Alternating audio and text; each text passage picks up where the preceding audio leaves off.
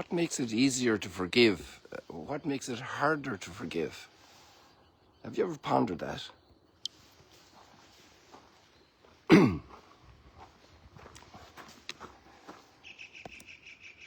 Today we have the story of the prodigal son, and we also have the account of how merciful God is in the psalm. The Lord is kind and merciful. And beautiful scene in the first reading also about this mercy of God, about the people coming back and being at peace on the mountains with flocks, even though there was a lot of talk of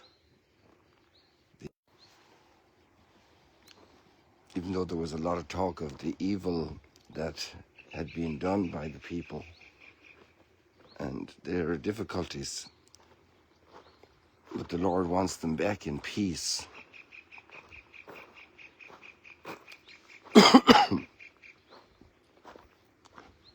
Who is there like you, God, the God who removes guilt? And even that line indicates the beauty of forgiveness, but also the loftiness of it, the nobility of it, the greatness of it. And why is it so difficult for us to forgive? There's some very objective reasons and also subjective reasons. One of the big objective reasons is the reality of the hurt caused by infidelity, by betrayal. I couldn't expect that you would do that to me. And so there can be really objective hurt that is also maybe done with anger and with evil intent. And so then there's great injustice involved. And then it's very difficult to forgive because it would seem that I would make this injustice zero, that I would discount the injustice. And forgiveness wouldn't be forgiveness unless it was forgiving something that was unjust.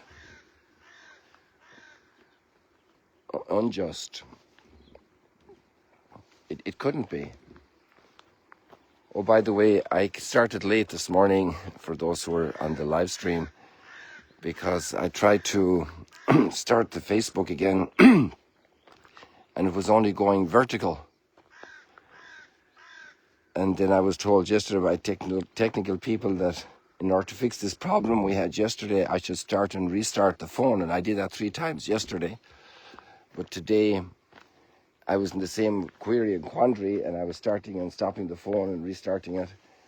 And then it just dawned on me that there's a little button to stop the phone changing the swing of the screen and locking it in one position. And sure enough, that was the problem. I didn't need the major solution. I just needed the minor solution. And it was a simple thing. And it's interesting how that became a major problem for me. But then it dawned on me to fix it that way. Maybe that also throws a light on something that happens to us. I just felt that I was silly, but somebody else makes a mistake, and if I'm in a bad mood, I can still hold it against them for making the mistake. Parents will more easily be lenient on their children than on the neighbor's children because of the love they have for their children. So there we see how relationships pour into the ability to forgive. So forgiveness is really also about respecting the person who has committed the fault. And this leads us to another reflection about forgiveness, that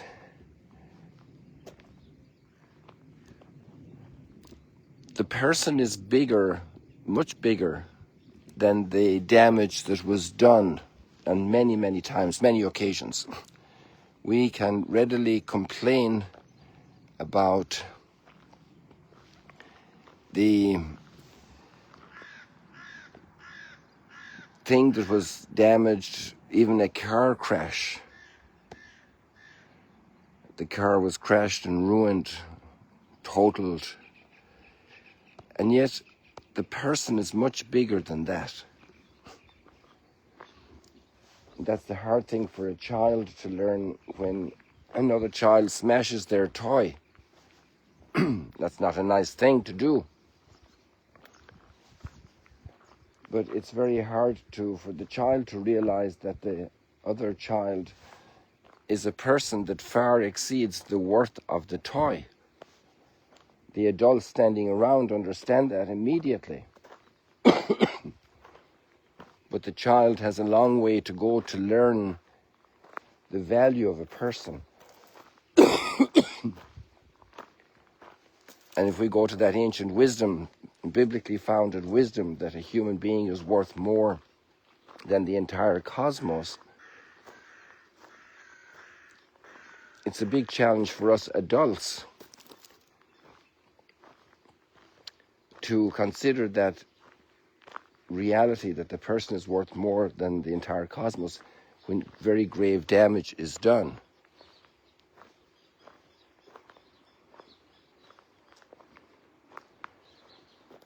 It makes it easier when the person who did the fault comes and asks for forgiveness.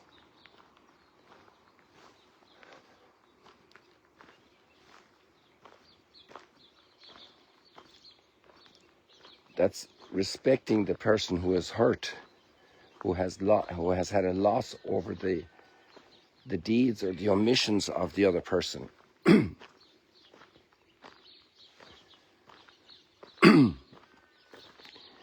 So when we find it hard to forgive, maybe we need to also consider that fact of maybe it's a little measurement of how valuable we see another person. That person is in the image and likeness of God. that person is called to live forever in glory with God.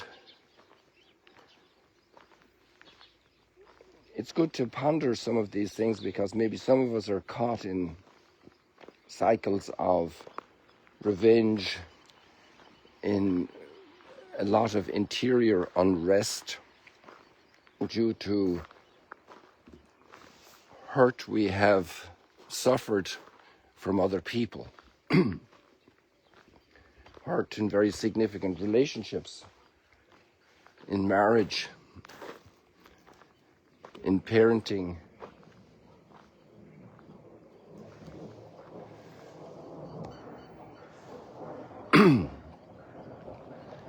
in work. Maybe somebody is fired unjustly.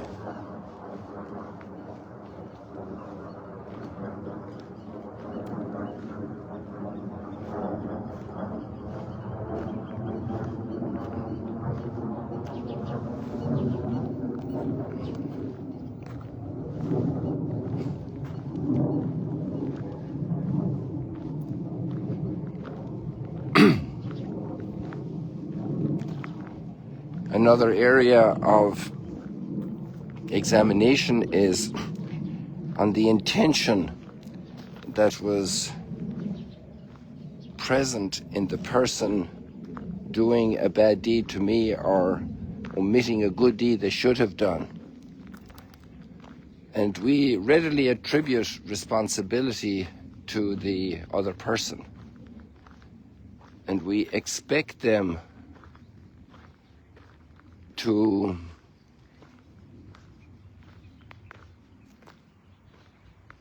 only want to do good and to be always perfect. But we have very little space to allow them that they didn't mean it.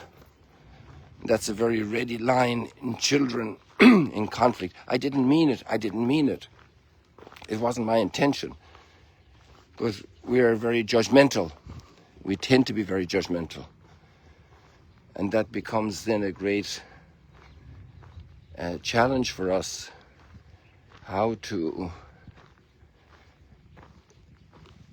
respond, how to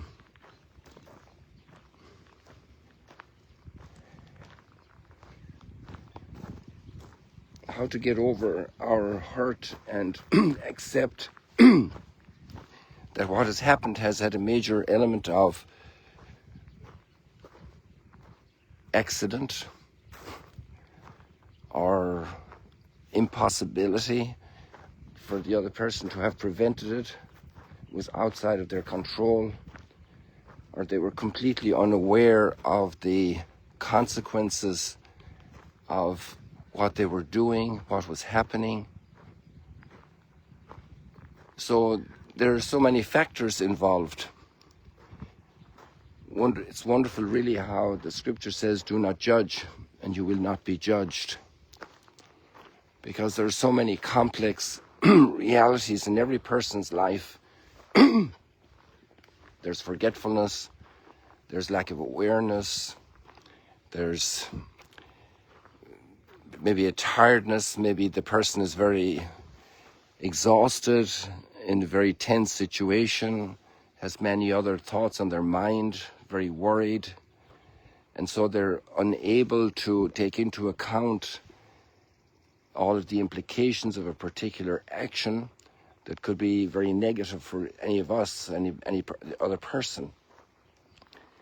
And then we realize, well, they didn't really mean it. It wasn't their intention. That wasn't why they said that to us. That's not why they did that or why they didn't do it. Because we attribute reasons and motives that didn't exist. So the older son had a hard time receiving his prodigal brother back. The father was much more ready to receive his son because he was longing for his return. Maybe the older son was always grudging and condemning his brother for being away, for having wasted so much. So there's a lot of the development of our heart. Forgiveness is one of the great flourishings. Mount Arbel is green after all the rain, and our heart flourishes when we're feeding it with reasons to love, with ways of love, with